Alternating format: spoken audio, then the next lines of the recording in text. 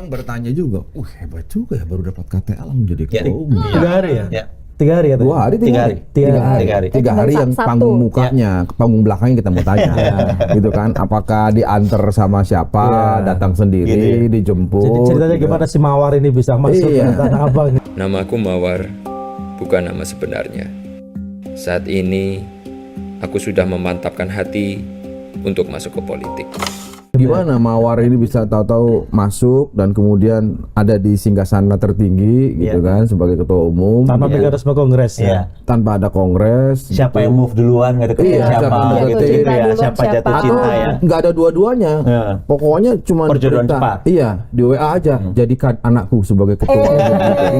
Enggak gitu. Karena gini, kita ngobrol sama Kaisang sendiri bilang sejak 2019 sudah memperhatikan PSI. Oh. Jadi ini ada passion dari awal ya. Jadi ibaratnya mungkin ini sudah suka pandang-pandangan dari jarak jauh tapi belum menyatakan satu sama lain. Jadi ini prosesnya sudah sejak lama ya. Sejak sebelum 2019 di pemilu 2019 Kaisang sudah memperhatikan PSI. Ini jadi ada ketertarikan, ada kesukaan. Artinya dia merasa relate dengan apa yang diperjuangkan oleh PSI. Itu sesuatu yang penting ya. Bahwa dalam perjalanan waktu itu semakin intens.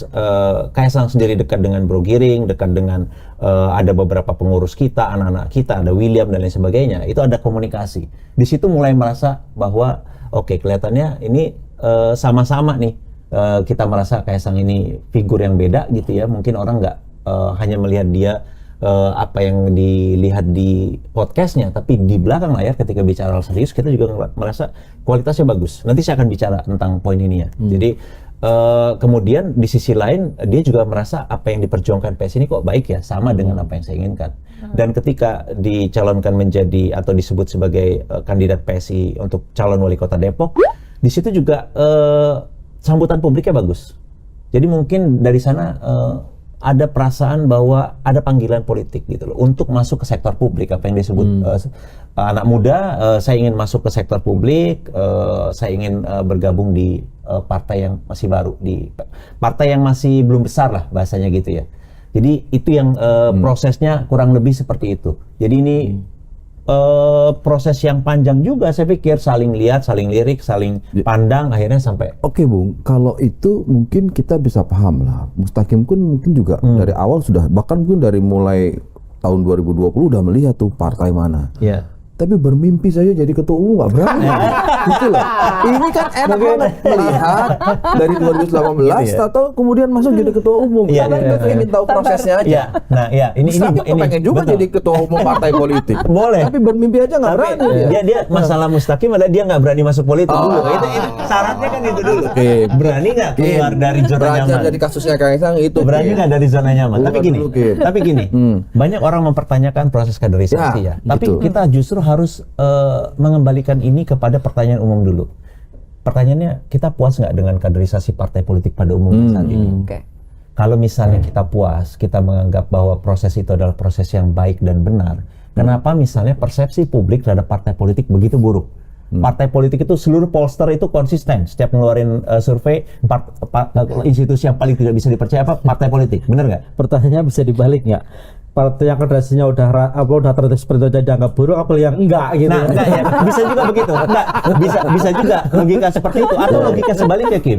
Jadi kalau kita merasa bahwa persepsi itu muncul karena kegagalan kaderisasi atau misalnya jangan-jangan apa yang disebut sebagai kaderisasi di partai yang normal ya, dalam situasi yang normal, itu jangan-jangan adalah cara atau alasan yang membuat untuk menghambat anak muda untuk menduduki posisi strategis. Jangan-jangan ada sesuatu yang beku, sesuatu yang mentok di sana, sehingga nggak mungkin untuk menduduki jabatan penting.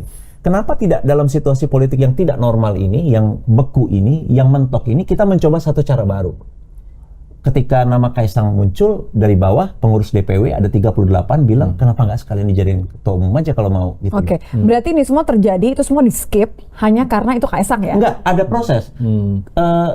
Ada pertemuan 38 ketua DPW. Di PSI itu DPW itu setingkat provinsi ya, Dewan Pimpinan Wilayah. 38 berkumpul di hari Senin siang mereka kemudian mulai muncul dan semuanya mendukung.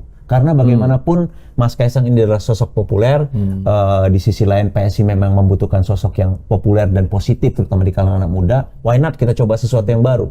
Kenapa kita harus menggunakan cara yang lama kalau misalnya kita ada kebutuhan untuk menerima sesuatu yang baik gitu loh.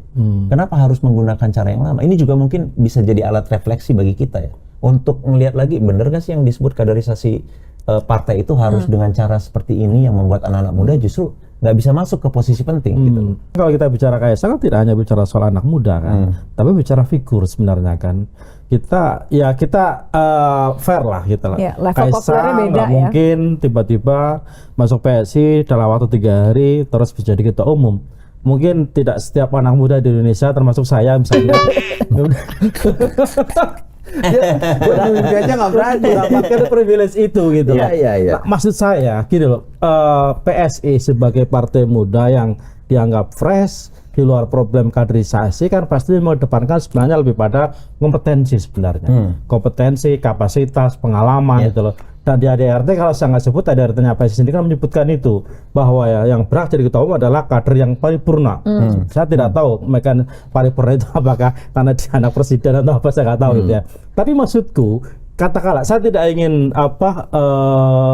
underestimate gitu ya dengan Kaisang. Tapi setidaknya kan baru kali ini Kaisang masuk politik gitu. Kalau kita bicara dalam konteks PSI sebagai partai muda yang memang mengedepankan ide-ide, kompetensi, kapasitas. Kenapa misalnya bukan Bung Adi Budiman misalnya yang menurut saya misalnya secara pribadi layak dan saya pikir masih muda juga gitu kan dibanding sama aku mungkin ya beda dikit lah gitu loh misalnya. Tapi justru memilih misalnya Kaisang yang baru masuk politik, baru jadi anggota 3 tahun, apakah 3 hari itu cukup bisa menjadi ukuran bahwa dia adalah menjadi kader PSI yang paripurna ya, sehingga dia layak menjadi ketua umum? Tutup mata jadi itu Ada semuanya. 2 hal, Kim. Yang pertama ya, di dalam politik yang beku, di dalam politik yang sedang situasinya tidak normal ini, kita butuh satu cara-cara baru gitu ya. Jadi kenapa kita tidak mencoba satu figur yang memang bisa lebih memberi harapan.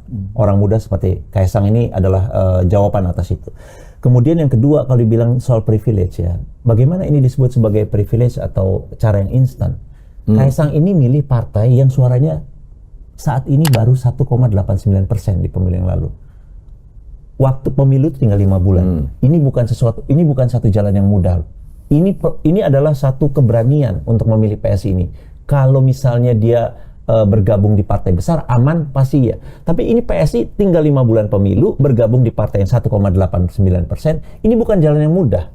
Nggak ada yang instan. Jadi kalau misalnya di dalam politik, kalau bisa tanya dengan para political scientist, mengubah satu partai atau menggenjot perolehan suara partai dalam waktu singkat itu bukan perkara yang mudah. Dan Kaisang itu memilih sebuah jalan yang sulit.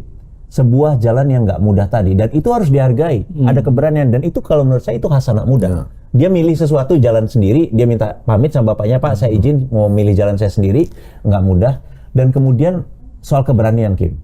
Kalau misalnya ya, kita nggak berani ya, di dalam politik yang tidak normal ini, kita tidak punya keberanian, kita nggak akan pernah punya wali kota sekeren Gibran di Solo.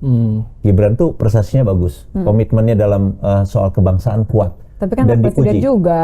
Apapun, tapi dia berprestasi dan dianggap diakui prestasinya. Statistik nggak bisa bohong bahwa kemajuan Solo di bawah Gibran itu bagus. Artinya ada keberanian. Dulu kalau masyarakat Solo tidak punya keberanian untuk memilih sesuatu yang baru, melihat politik dengan cara yang normal, mungkin Pak Jokowi nggak akan pernah kepilih jadi wali kota, nggak akan pernah jadi gubernur Jakarta atau bahkan menjadi presiden Indonesia. Jadi kalau kita sudah berkali-kali mencoba cara yang sama dan terbukti itu tidak berhasil, kenapa tidak mencari sesuatu yang baru yang bisa lebih memberi harapan?